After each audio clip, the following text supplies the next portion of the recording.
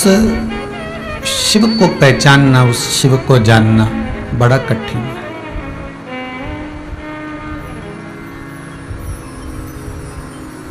संपूर्ण जिंदगी मनुष्य के निकल जावे और ना जाने कितने कितने जन्म मानव के चले जाते हैं, तब भी वो शंकर को जान नहीं पाता।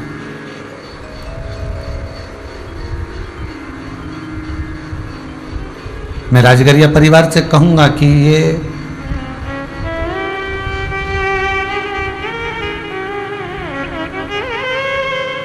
शिव को पहचानना या शंकर की कथा में डूब जाना या शंकर की कथा का अनुमोदन कर लेना, शंकर की कथा का स्मरण कर लेना, उसके लिए भी एक नयन, एक दृष्टि चाहिए।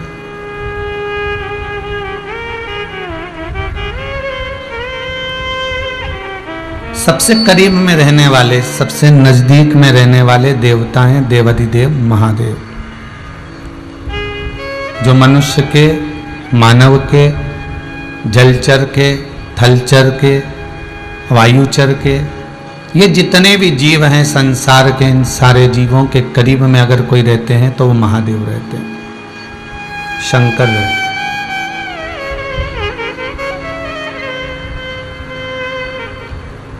पहले भी कथा में कहा, ब्रह्मा जी ब्रह्मलोक में रहते हैं, भगवान विष्णु वैकुंठ लोक में रहते हैं, और मृत्यु लोक में कोई रहता है तो वो शिव रहता है। एक बार मेरे भोलेनाथ दक्षायनी को लेकर, माता सती को लेकर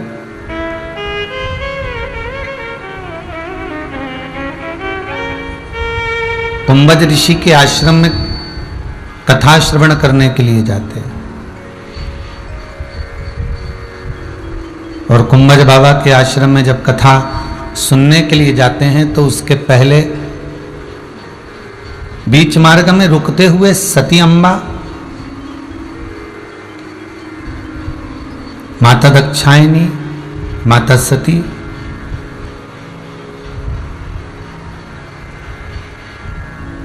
भगवान शंकर से गंगा के घाट पर रुककर कुछ संवाद करती हैं।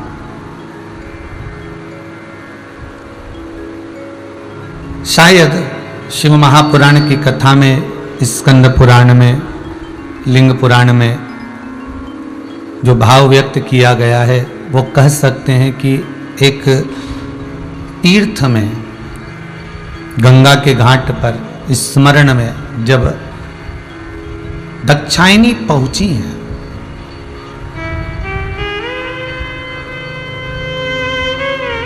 सती अम्बा जब पहुंची हैं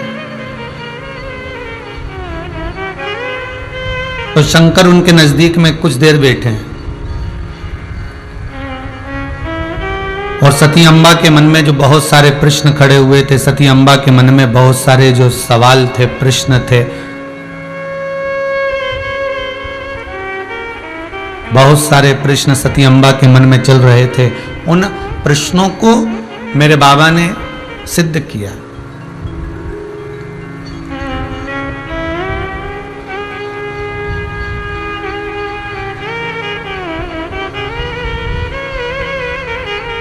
सती अम्बा को, दक्षायनी अम्बा को एक कुछ थोड़ा सा, शिव महापुराण की कथा कहती है कि दक्ष की पुत्री होने का एक थोड़ा सा अभिमान भी था।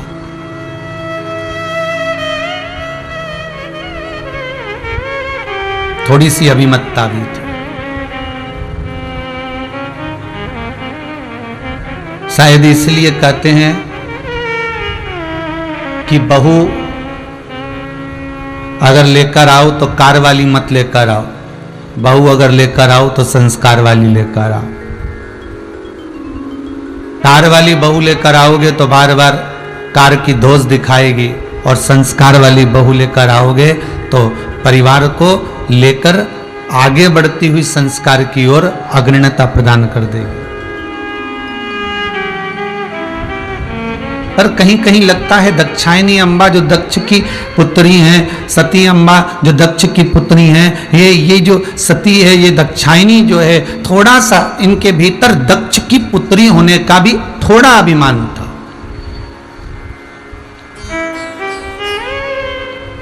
क्यों ना हो साहब, मेरे पिताजी फैक्ट्री के मालिक हैं, तो क्या मैं घर में बर्तन मांजूंगी?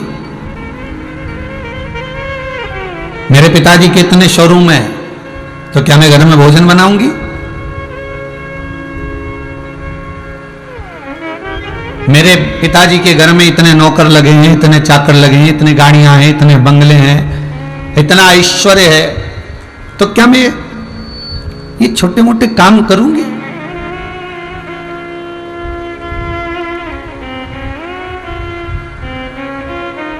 जहां बहुत सारा धन की बात होती है, सत्ता की बात होती है, वैभव की बात होती है, तो वहां थोड़ा ना थोड़ा अभिमान, थोड़ा ना थोड़ा अहंकार आ ही जाता है। दक्षायनी के मन में भी वो था, इसलिए शायद मेरे भगवान भोलेनाथ, विश्वनाथ, मेरे शंभु, मेरे त्रिकालदर्शी, मेरे कैलाशी, मेरे अविनाशी, मेरे शंकर ने जितने विवाह करे, चाहे ललिता हो,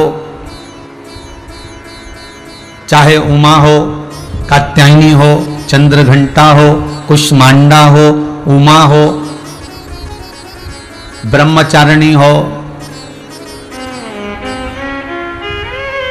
मेरे भगवान ने जितने विवाह करे, इन सारे विवाहों की लेखनी को आप उठाइए, और इन लेखनी को उठाकर यदि आप देखेंगे तो आपको ज्ञात होगा कि शंकर भगवान ना तो पार्वती को कथा सुनाने लेकर गए, ना वो ललिता को कथा सुनाने लेकर गए, ना वो चंद्रघंटा को कथा सुनाने लेकर गए, ना वो कात्यायनी को लेकर गए, ना वो कुष्मांडा को लेकर गए, ना वो ब्रह्मचारिणी को लेकर गए, ना वो उमा को लेकर गए। मेरे शंकर भगवान ने जो 51 शादियां करी हैं पार्वती से पहले,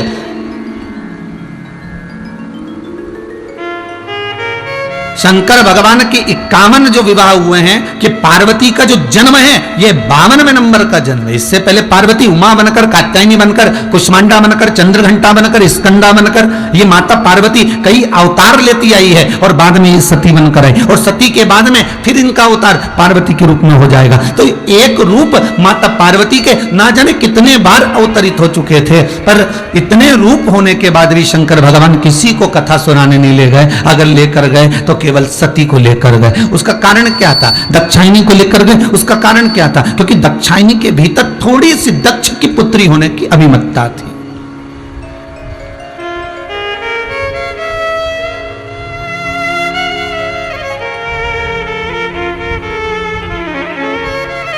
आज कथा का चतुर्थ दिवस है,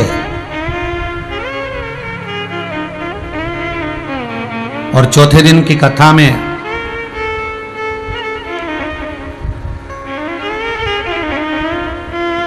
भगवान को पाने का प्रयास होना चाहिए।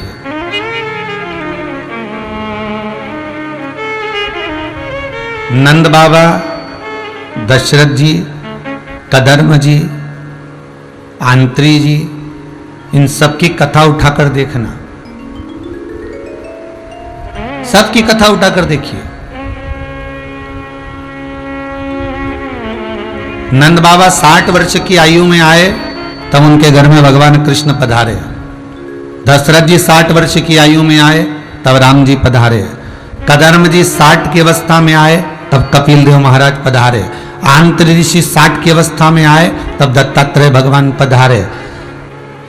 हिंदू धर्म में मृत्युलोक में, भारत की इस प्रशासन में, गवर्नमेंट के अंतर्गत भी 60 वर्ष की अवस्था आती है तो गवर्नमेंट रिटायर कर देती है।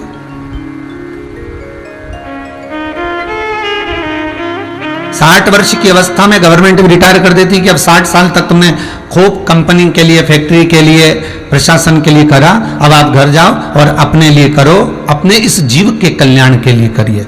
60 वर्ष तक आपने सरकार के लिए करा, परिवार के लिए करा, अपने लिए करा, पत्नी के लिए, बच्चों के लिए, कुटुंब के लिए तुमने जो कमाया 60 वर्ष तक वो परिवार के लिए करा। अब तुम घर जाओ और भगवत भजन कर कर, माला पकड़ कर, स्मरण कर कर, गौमुखी धारण कर कर, भगवत स्मरण धारण कर कर, रुद्राक्ष धारण कर कर भगवान शंकर की भक्ति, राम और कृष्ण की भक्ति में लग जाओ।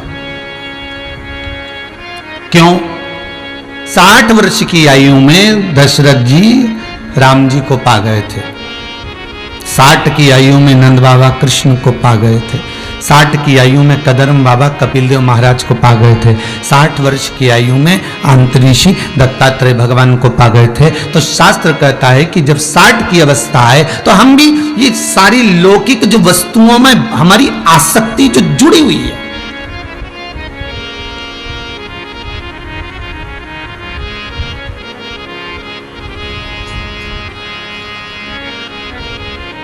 हमारी जो आसक्ति रमी हुई है, यह आसक्ति से हम निकलकर इस मन में, इस हृदय में भगवान शंकर को, राम को, कृष्ण को, तुम्हारी जिससे अच्छी पटे, जिससे तुम्हारा मन रम जाए। हम पहले भी कथा में कहें कि हमारी तरफ से दबाव नहीं है कि आप शंकर का भजन करो। जितने लोग कथा सुन रहे हो टीवी पर, बिल्कुल ध्यान रखना, हमारी तरफ से बिल्कुल दबाव नहीं है कि तुम शंकर का भजन करो। हमारी तरफ से बिल्कुल दबाव नहीं है कि तुम राम का भजन करो। हमारी तरफ से बिल्कुल दबाव नहीं कि तुम कृष्ण का भजन करो। हमारी तरफ से बिल्कुल दबाव नहीं कि तुम जगदम्बा का भजन करो। हमारा तो केवल इतना कहना है कि जैसे तुलसीदास जी ने रामचरितमानस में एक चौपाई लिख दी कि कलयुग केवल नाम धारा। तुलसीदास जी ने यह नहीं लिखा कि कलयुग केवल राम धारा, उन्होंने लिखा है नाम धारा। तुम्हारा मन पड़े तुम राम भज लो, तुम्हारा मन पड़े तुम कृष्ण भज लो, तुम्हारा मन पड़े तुम शंकर भज लो, तुम्हारा मन पड़े तुम भवानी भज लो, तुम्हारा मन जिसमें रम जाए तुम उसका भजन करो, पर करो जरूर।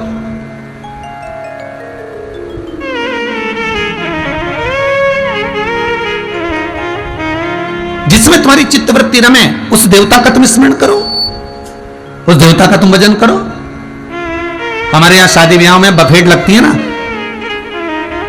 कई लोग प्रश्न भी करते महाराज जी अन्य धर्मों में तो एक देवता होता है, हिंदू धर्म में 33 कोटि देवता हैं, इतने सारे देवता क्यों बनाए? शिव महापुराण की कथा कहती है कभी शादी में गए होगे तो बफेट लगती है, पूड़ी सब्जी भजिया पकौड़ा सारे स्टॉल लगते हैं, चम्मक लड्डू पानी पतासा, साथ में आइसक्रीम, गुलाब जामुन, भजिया, जलेबी, इमरती, ये सबके स्टॉल लगते हैं। और आप सारे स्टॉलों पर जाते हो, चाउमीन के भी जाओगे, बर्गर का भी जाओगे, पिज्जा का भी जाओगे, सारे स्टॉलों पर आप जाते हो, सब कुछ आप खाते हो। पर आपकी एक आदत है कि जो चीज आपको ज्यादा स्वाददार लगती है, आइसक्रीम, पान, पानी पतासा, या जो चीज आपको ज्यादा स्वाददार लगती है आप उसको 2 बार खाते हो, कभी कभी और ज्यादा स्वाददार लगती है तो उसको 3 बार खाते हो।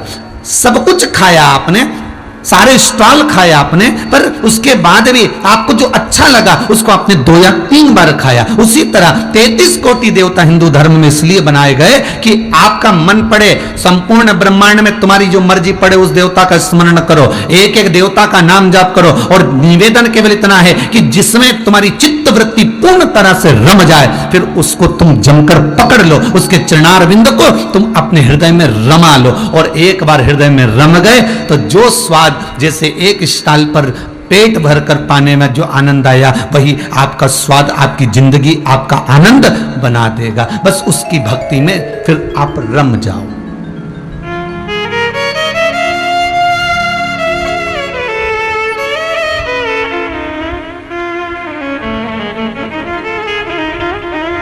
फिर आपको भटकना नहीं है। मेरे भूत बाबा न भूतेश्वर, मेरे शंकर दक्षायनी को साथ में लेकर अगर कहीं ले जा रहे हैं तो कथा सुनने ले जा रहे हैं। किसी को लेकर नहीं गए पर सती को लेकर गए। जिस व्यक्ति के भीतर थोड़ा बहुत ज्यादा अभिमान आ जाए, अहंकार आ जाए, तो उसके लिए निवेदन करा गया उसको एक आध बार कथा में ले जाकर जरूर बिठाओ। कल कथा में कहा था भोजन में झूठे किए हाथों को पानी से धोया जा सकता है, कपड़ों को साबुन से धोया जा सकता है, पर कमाई में झूठे किए हाथों को केवल सत्संग से धोया जा सकता है। उसी तरह अहंकार कहीं दूसरी जगह नहीं धुलेगा।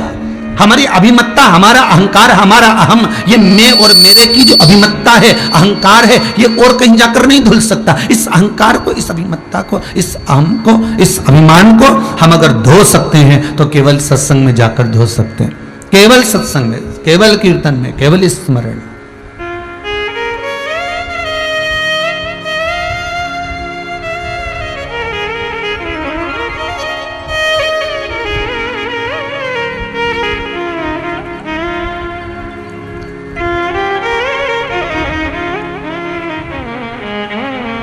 एक बार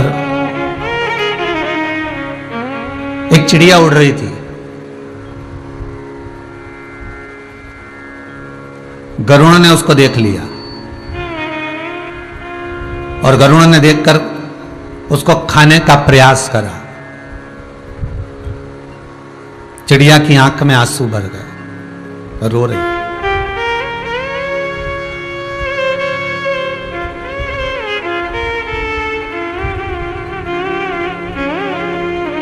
कोई पूछ रहा था एक बार, गुरुदेव ये जीवों की जब हिंसा होती है,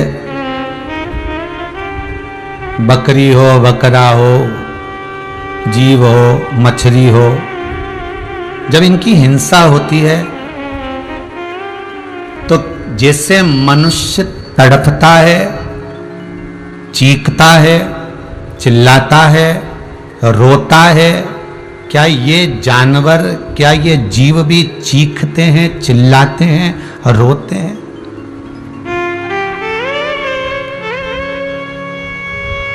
शिव महापुराण की कथा कहती है भाई, शंकर की कथा कहती है, हम चीखते हैं, चिल्लाते हैं तो हमारी आवाज को, हमारे शब्द को, हमारे संबोधन को दूसरा सुन लेता है। हमारे संबोधन को दूसरा ग्रहण कर लेता है, सुन लेता है। पर हमारे संबोधन सुनकर तो दूसरा कोई हमारे पास में बचाने के लिए आ भी जाता है, खड़ा भी हो जाता है, हमारे दुख में शामिल भी हो जाता है। पर जब कोई जीव को कष्ट होता है, दुख होता है, तकलीफ होती है, कोई जानवर, कोई जीव, कोई मछली, कोई जलचर, कोई थलचर, कोई वायुचर जीव जब प्राणों को त्याग रहा होता है, उसको जब कष्ट हो रहा होता है, तो कोई आए चाहे ना आए, पर वो परमात्मा की डायरी में लिखा जरूर जाता है।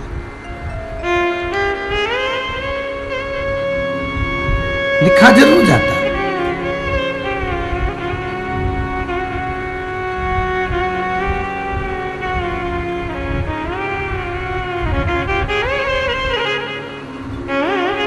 अब एक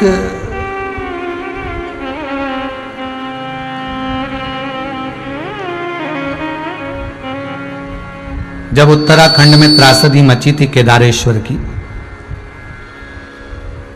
तब किसी ने प्रश्न किया था कि गुरुदेव ये त्रासदी जो मची इसका कारण क्या है? तो उसका सीधा सीधा कारण अगर समझा जाए तो ना बद्रीनाथ में ना गंगोत्री में कहीं नहीं, बस मची तो वही केदारनाथ में, वही केदारेश्वर में। उसका कारण क्या था?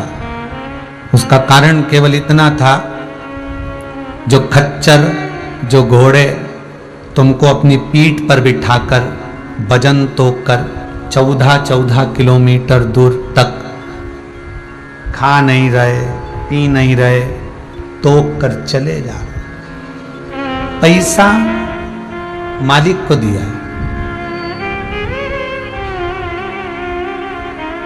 पैसा मालिक को दिया, धन मालिक को दिया, और वो घोड़ा भूखा और प्यासा चले जा रहा, चले जा रहा, चले जा रहा।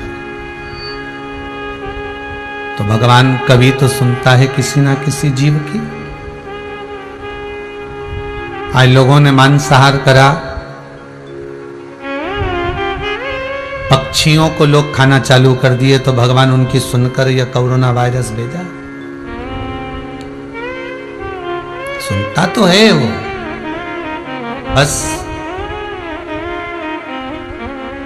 हम पहचान नहीं पाते हमारे शब्दों को। हम अगर रो रहे हैं, हम अगर दुखी हैं, हम अगर तकलीफ में हैं, हम अगर कष्ट में हैं, तो हम अपने शब्दों को कहेंगे तो दूसरा सुन लेगा। पर जीव जंतु, जानवर, पशुधन जितने भी हैं, इनके रोने पर कौन सुनेगा? वो परमात्मा।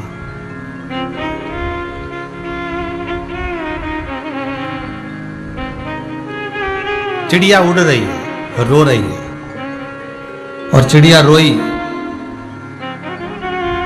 गरुड़ ने पूछा, तू मेरा भोजन है, मैं तुझे खाना चाहता हूं। चिड़िया कहती है, मेरे छोटे छोटे बच्चे हैं, कोटर में मेरे बच्चे भूखे रह जाएंगे, मैं उनको भोजन कैसे कराऊं? मैं उनको कैसे भोजन दूं?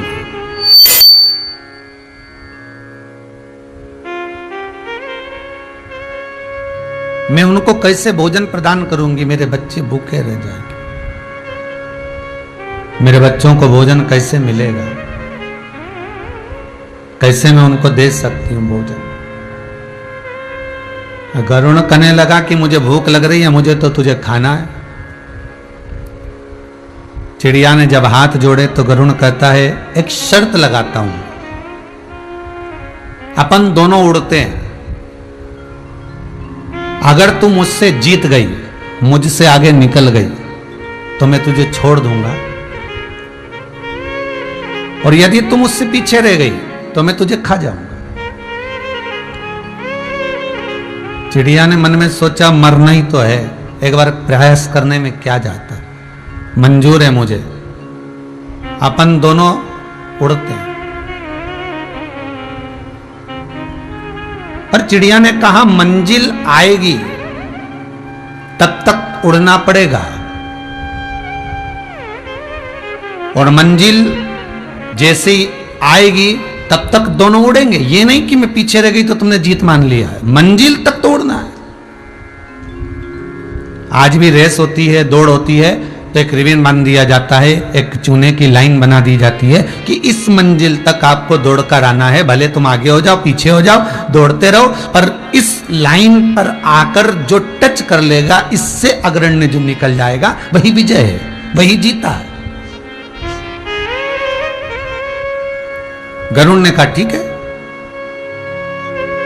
और चिड़िया मन में सोच ली कि जीत तो सकती नहीं, वो भी गरुड़ से, पर हिम्मत करो।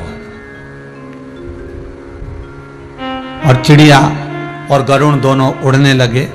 जैसे ही गरुड़ उड़ने ही वाला था, चिड़िया उड़ के गरुड़ के सिर पे बैठ गई।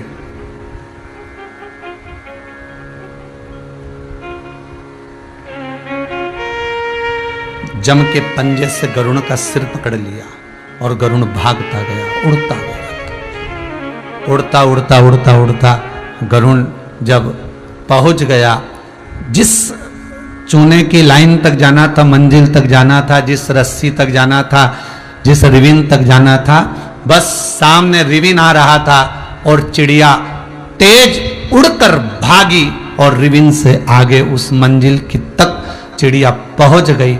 और गरुड़ ने कहा, चिड़िया गजब करा तूने, तू जीत गई, अब मैं तुझे खाऊंगा नहीं, पर गजब किया तूने।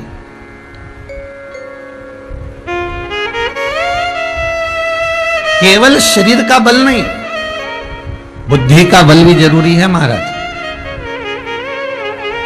केवल शरीर का बल नहीं, बुद्धि का बल भी जरूरी है। चिड़िया जैसी चतुरता भी रखी है। कोरोना जैसी महामारी अगर आपके सम्मुख में आ रही है, कोरोना जैसी महामारी आपके सामने पहुंच रही है, कोरोना जैसी महामारी वायरस आपके सम्मुख तक पहुंच रहा है, आपको लग रहा है कि मेरे शरीर में ताप है, आपको लग रहा है मेरे शरीर में कष्ट है, तो उसके लिए कितने प्रयास करेगा। गवर्नमेंट हर बार कर रही है, मुख पर मास्क लगाओ, हाथ को धोते जाओ, सोशल डिस्टेंसिंग करिए, दूरी बनाकर चलिए, कहीं मत जाओ, अपने ही घर में रहो।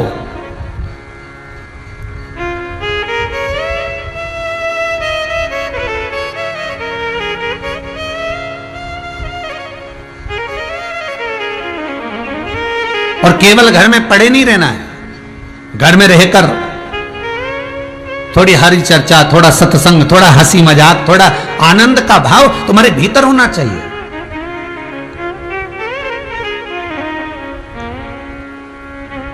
अरे कल किसी ने लिख कर भेजा है, कल कथा चालू हुई तो गुरुजी व्यासपीठ पर बैठ रहे थे, तो हंस क्यों रहे थे,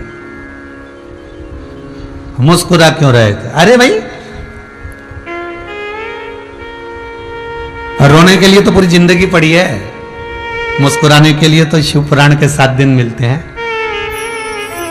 और आपसे भी निवेदन है, रामचरितमानस में आता है, श्री राम जी महाराज का जब जन्म हुआ, जब मेरे राम जी महाराज प्रकट हुए माता कौशल्या के गर्भ से,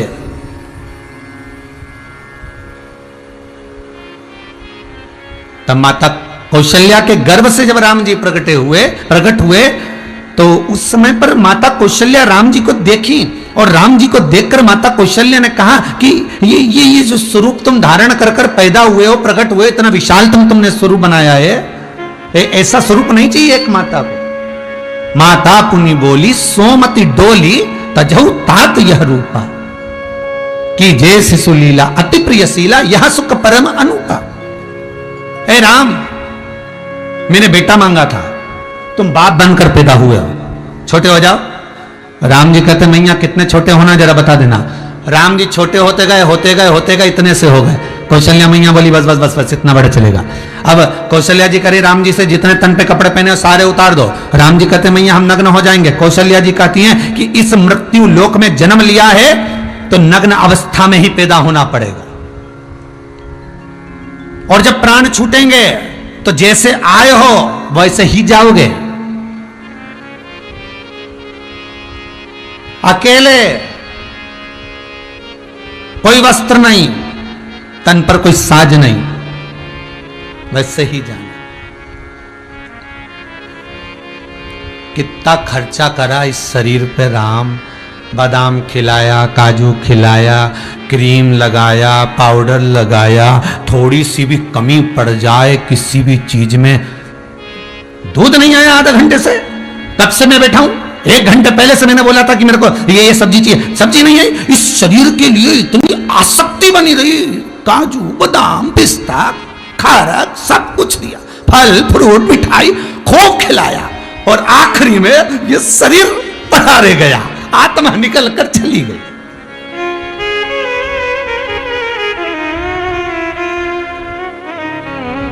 और जाते जाते परिवार वालों से कह देना मैंने शरीर को काजू बादाम पिस्ता इमरती जलेबी भजिया पकोड़ा सब खिलाया, पेयर्स साबुन से नहलाया, क्रीम पाउडर लगाया, खूब जोरदार इत्र लगाया, इसलिए निवेदन में चला भी जाऊं तो शरीर को रख लेना। कितने लोग हैं जो रखेंगे? कौन रखने वाला?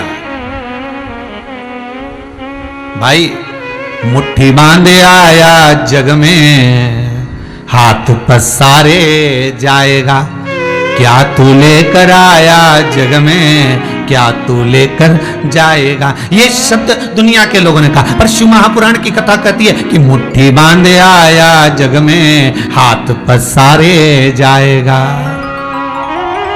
क्या तू लेकर आया वो पता नहीं है, पर लेकर क्या जाएगा ये पक्का है। क्या लेकर जाएगा? शिव महापुराण की कथा कहती है, वेद व्यास जी वर्णन करते हैं शिव पुराण के अंतर्गत कि हम जो दान करें, हम जो पुण्य करें, हम जो सत्कर्म करें, हमने जो कथा श्रवण करी, हमने जो पुण्य का कार्य करा, हमने जो व्रत करा, हमने जो साधना करी, हमने जो किसी को ब्राह्मण को, साधु जन, सन्यासी जन, तपस्वी जन, गौ माता आदिक जीवादिक जिसको भी अन्न का दान दिया हो, पानी दिया हो, कुछ भी दिया हो, किसी के लिए सत्कर्म किया हो, हमारा करा गया पुण्य, हमारा करा गया भजन, हमारा किया गया स्मरण, ये किसी दूसरे के साथ नहीं जाएगा, ये हमारे साथ जाएगा। शिव महापुराण की कथा कहती है, दुकान पर बैठकर जो कमाया वो पत्नी और बच्चों के लिए कमाया, ऑफिस में बैठकर कमाया वो पत्नी और बच्चों के लिए कमाया, झूठ छल कपट बेईमानी प्रपंच कर कर जो कमाया पत्नी और बच्चों के लिए कमाया। तुमने जहां बैठकर कमाया, फैक्ट्री में बैठकर कमाया तो पत्नी और बच्चों के लिए कमाया, कंपनी में बैठकर कमाया तो पत्नी और बच्चों के लिए कमाया, गाड़ी चलाकर कमाया तो पत्नी और बच्चों के लिए कमाया। पर 7 दिन कथा के पंडाल में अर्थात टीवी चैनल के सामने 7 दिन शिव महापुराण की कथा यदि आप श्रवण कर रहे हो, भले मोबाइल पर सुन रहे हो, फेसबुक यूट्यूब पर सुन रहे हो, चाहे आस्था चैनल के माध्यम से सुन रहे हो, 7 दिन जो आप कथा श्रवण कर रहे हो, इसका पुण्य ना तुम पत्नी के खाते में जाएगा, इसका पुण्य ना तुम्हारे पुत्र के खाते में जाएगा, इसका पुण्य तुम कथा सुन रहे हो तो यह तुम्हारे खाते में लिखा जाएगा। यह तुम्हारा पुण्य खत्म होने वाला नहीं है। अरे गर्ग संहिता में कहा, गरुण पुराण में कहा, सारे करे गए दान पुण्य कथा स्मरण का सारा पुण्य तुम्हारे मरते तक हो सकता है समाप्त हो जाए, पर 7 दिन की अगर शिव महापुराण की कथा सुनी है, 15 मिनट 20 मिनट 25 मिनट आधा घंटा की शिव महापुराण की कथा सुनी है, या आपने शिव महापुराण की कथा करवाई है, या शिव महापुराण के अंतर्गत आपने कोई पुण्य दान सत्कर्म करा है, ये कभी छिन्न नहीं होता, ये बढ़ता चले जाता, ये समाप्त नहीं हो सकता।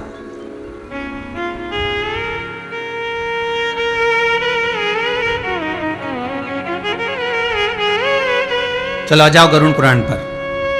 क्या लिखा है गरुड़ पुराण के अंतर्गत? तीसरे अंश में पहुंचिए गरुड़ पुराण के, उसमें वर्णन आता है, मान लो किसी का पुत्र नहीं है, मान लो किसी की पुत्री नहीं है, मान लो किसी का भाई बंधु नहीं है, मान लो किसी का सखा भ्राता भी नहीं है, और उस व्यक्ति के प्राण छूट गए, वो व्यक्ति मर गया, तो 16 दिन श्राद्ध में उसका तर्पण कौन करेगा? उसके मरने के बाद उसका पिंडदान कौन करेगा? बहुत ध्यान देना महाराज, जितने लोग कथा सुन रहे बड़े सावधानी से सुनिएगा और अपने जीवन में उतारना है आज की ये चतुर्थ दिवस की कथा। किसी का कोई नहीं, और मान लो वो मर गया, उसका तर्पण कौन करेगा? उसको जल कौन देगा? उसको पिंड कौन देगा? उसकी तिलांजलि कौन करेगा?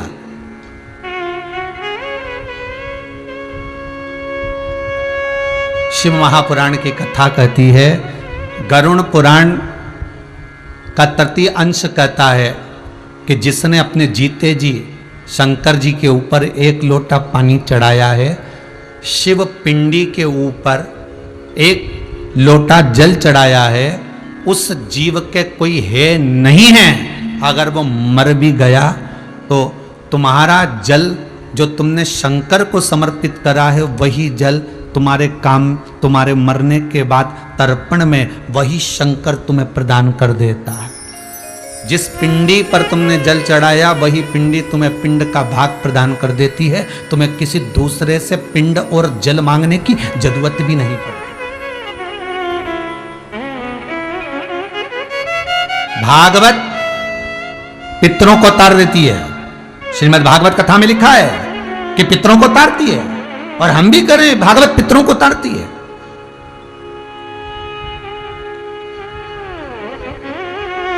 पर जिस समय पर भगवान विष्णु ब्रह्मा जी की बनाई हुई सृष्टि पर हंस दिया, किन्नरों को जो भगवान ब्रह्मा ने बना दिया, और ब्रह्माओं ने जब किन्नरों